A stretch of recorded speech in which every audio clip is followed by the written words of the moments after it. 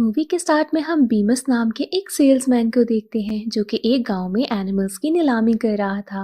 वो पब्लिक को बताता है कि कैसे ये एनिमल्स काम तो बहुत करते हैं पर इनका दिमाग नहीं है, इसीलिए वो कोई नए एनिमल्स इनके लिए लेकर आया है। इसके बाद बीमस के दो फ्रेंड्स शैंक और ओली कुछ एनिमल्स को अंदर लेकर आते हैं।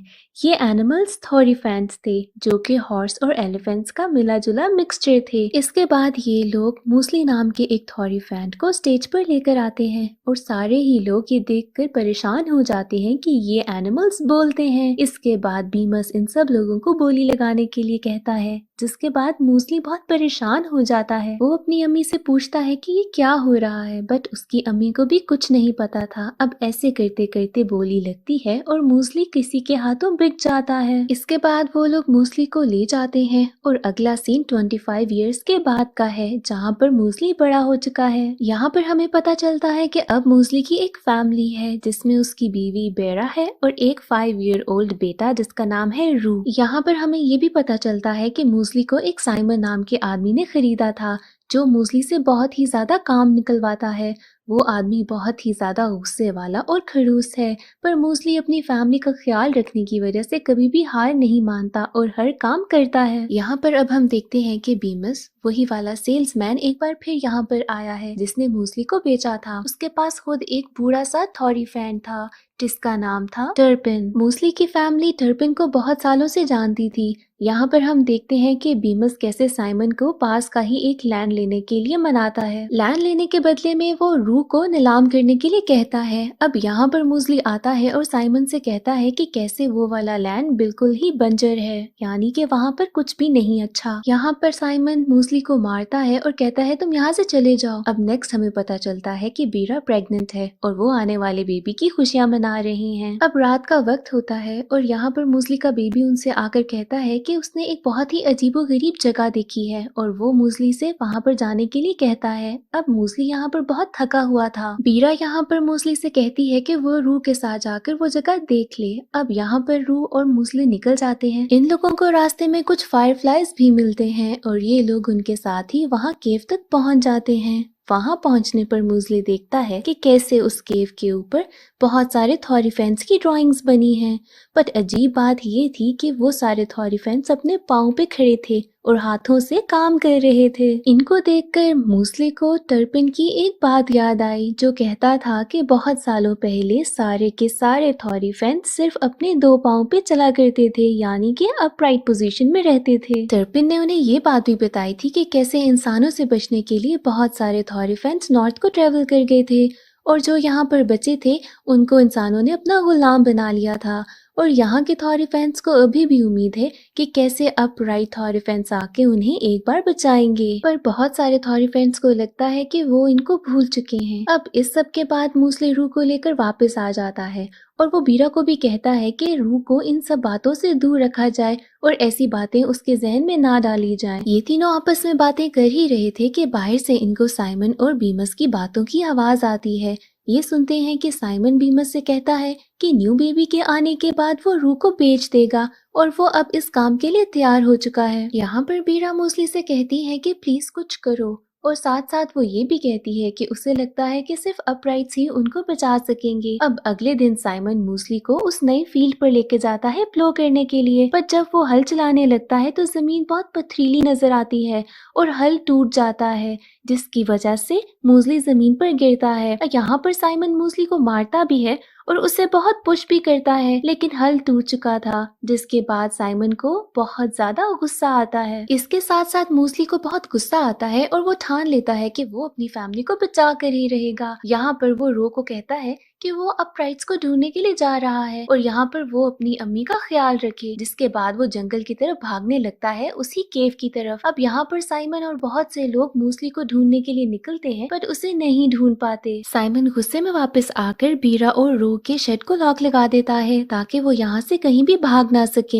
यहाँ पर बीमस साइमन को बताता है कि वो किसी ना किसी को ढूंढ लेगा जो कि मूसली को वापस लेकर आएगा। इसके बाद बीमस एक खतरनाक हंटर वॉरफील्ड को लेकर आता है। रू इस हंटर को देखकर समझ आता है कि उसके फादर को इससे खतरा है। अब रू अपने फादर को बचाने के लिए वहाँ से छुपके से निकलता है, पर टर्पिन उसे रोकता है और कहता है कि तुम्हारी अम्मी को तुम्हारी जरूरत है तो तुम यहीं पे रुको। अब दूसरी तरफ वो हंटर वॉरफील्ड जंगल की तरफ निकल जाता है ताकि मूसली को वापस लेकर आए। अब यहाँ पर बीमस शैंक और ऑली को उसके पीछे भेजता है ताकि उसे पता चल सके कि थॉरीफैन को कैसे पकड़ते हैं।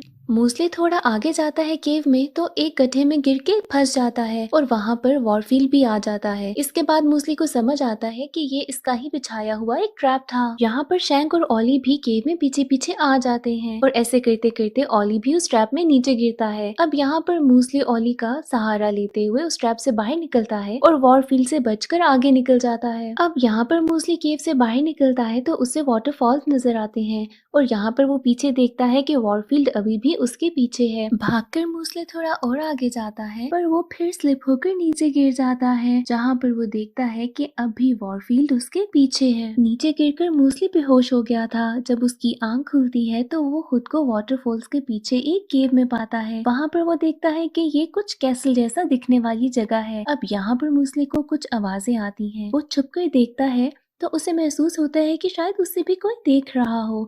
पता चलता है कि ये अपराइट्स हैं। अब यहाँ पर मूसली को यकीन हो जाता है कि केव में बनी ड्राइंग्स बिल्कुल ठीक थी। वो अपराइट्स भी मूसली को देख लेते हैं और उसके पास आते हैं। इनके नेम थे वॉर्नी, डेवर और गैलन। यहाँ पर डेवर मूसली से कहता है कि उसको तो पता ही नहीं था कि और भी थॉरीफेंस बाहर हैं। मूसली उनसे पूछता है कि वो सब यहाँ पर क्या कर रहे हैं, जिस पर वो कहता है कि गैलन ने रात को ख्वाब में कुछ फायरफ्लाइज देखी थी, जिसके बाद वो सब यहाँ पर आ गए। यहाँ पर मूसली इन सबको अपनी प्रॉब्लम के बारे में बताता है और कहता है कि इन सबको अपनी आर्मी को लेकर आना होगा ताकि इंसानों से इन सबको बचाया जा सके। अब यहाँ पर ये तीनों मूसली की बात पर यकीन कर लेते हैं, जिसके बाद वो मूसली को अपने आइलैंड पे लेकर जाते हैं। रास्ते में ये तीनों मूसली को हाथों के यूजेस के बारे में बताते हैं कि कैसे बहुत से काम बहुत आसानी से किए जा सकते हैं। और दूसरी तरफ हम देखते हैं वॉरफील्ड को, जो यहाँ पर मूसली का पीछा करते करते उस कैसल तक पहुँच चुका है। चलते चलते ये लोग एक जंगल के पास आते हैं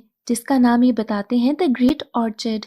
और यहाँ पर वॉर्नी इसको बताता है कि उनकी सिटी इस जंगल के पीछे है। यहाँ पर वॉर्नी मूसली को बताता है कि कैसे इस जंगल में वो जा नहीं सकते क्योंकि वो इम्प्योर है। और यहाँ पर थॉरीफेंस का एक ट्री है जिसको एक गार्डियन गार्ड कर रहा है, बट पता नहीं कैसे वो गार्डियन इन सबसे नाराज है और जो भी थॉरीफेंट इस फॉरेस्ट में जाता है वो कभी वापस नहीं आ पाता। यहाँ पर मूसली को फॉरेस्ट के नीचे एक केव नजर आता है और मूसली इन्हें कहता है कि हम इस केव के थ्रू क्रॉस कर सकेंगे, ऐसे हमें फॉरेस्ट में से गुजरना भी नहीं पड़ेगा। अब बाकी सब लोग मूसली की इस बात पे यकीन कर लेते हैं और जैसे ही वो नीचे जाने लगते हैं सारे के सारे ट्रीज नीचे होने लग जाते हैं। यहाँ पर ये सब अपनी जान बचाकर वापस बाहर निकलते हैं। अब इसके बाद ये एक लंबे रास्ते से गुजरने लगते हैं और रात गुजारने के लिए एक खंडर में रुक जाते हैं। दूसरी तरफ हम देखते हैं रू को, जो कि अपनी मॉम की बहुत हेल्प कर रहा था। ख्याल रखने के साथ साथ वो काम भी सीख रहा था। यहाँ पर टर्पिन भी इसके साथ था और वो रू को कहता है कि जब तक उसके फादर वापस नहीं आते वो यहाँ पर रहकर उसका साथ देगा। दूसरी तरफ हम देखते हैं कि गैलन कुछ फायरफ्लाइज को फॉलो करते हुए जाने लगता है और यहाँ पर बाकी तीनों उसको रोकने के लिए उसके पीछे जाते हैं। अब यहाँ पर वॉरफील्ड भी पहुंच चुका था और मूसली इन बाकी तीनों को बताता है कि कैसे वॉरफील्ड बहुत टाइम से उसके पीछे लगा है। गैलन मूसली से कहता है कि फायरफ्लाइज पर यकीन करो और इस बात के साथ ही ये दोनों क्लिफ से नीचे छलांग लगा देते हैं। अब यहाँ पर वॉर्नी और डेवर को लगता है कि ये दोनों तो मारे गए होंगे, बट इसके साथ ही ये दोनों फायरफ्लाइज की मदद से उड़ते हुए ऊपर आते हैं। अब इसके बाद वॉर्नी और डेवर भी छलांग लगा देते हैं और फायरफ्लाइज की मदद से उड़ते हुए दूर चले जाते हैं। ऐसे ये चारों वॉरफील्ड से बच जाते हैं। फायरफ्लाइज की मदद से मूसली उस सिटी तक पहुंचता है और बहुत खुशी खुशी सिटी को एंटर करता है। यहाँ पर मूसली सब चीजों को देखकर बहुत हैरान होता है कि कैसे यहाँ पे सारे थॉरीफेंस इंसानों की तरह रह रहे हैं और इस बात पे वो बहुत खुश होता है कि अब वो अपनी फैमिली को बचा लेगा। पर थोड़ी ही देर में उसकी ये खुशी बहुत परेशानी में बदल जाती है जब वो देखता है कि सारे के सारे थॉरिफेंट्स यहाँ पे बहुत बूढ़े हैं। अब यहाँ पर आकर वॉर्नी इसे बताता है कि कैसे बहुत अरसे से यहाँ पर कोई पैदा नहीं हुआ और ये सब ग्रेट ऑर्चिड के कर्ज की वजह से है। वो बताता है कि कैसे ये सारे थॉरिफेंट्स अपनी जिंदगी के आखिरी लम्हे जी रहे हैं। अब इसके बाद मूसले बहुत उदास हो जाता है और वो सोचता है कि अपनी फैमिली के पास वापस चला जाए, बट यहाँ पर वॉर्नी उसे कहता है कि एक दिन और रुक जाओ क्योंकि हम भी तुम्हारी फैमिली जैसे हैं और यहाँ की क्वीन तुमसे मिलना चाहेगी। दूसरी तरफ हम देखते हैं कि बीमस को टर्पिन का एक बहुत अच्छा सौदा मिलता है, जिसके बाद वो टर्पिन को लेने के लिए आ जाता है। अब यहाँ पर रू बहुत उदास होता है क्योंकि टर्पिन जाने वाला है। टर्पिन रू से कहता है कि तुम उदास मत हो और जल्द ही तुम्हारे फादर वापस आ जाएंगे, पर जब तक वो वापस नहीं आते तुम्हें उनकी तरह स्ट्रॉन्ग बनकर रहना होगा। बीमस यहाँ पर साइमन से कहता है कि वो जल्द ही वापस आ जाएगा, जब नया बेबी आएगा तो वो रू को लेने के लिए जरूर आएगा। अब यहाँ पर वो वक्त भी आ जाता है और बीरा को एक बेबी मिलता है। अब दूसरी तरफ मूसले उस क्वीन से मिलता है और वो देखता है कि कैसल बिल्कुल ऑर्चिड के पीछे बना है।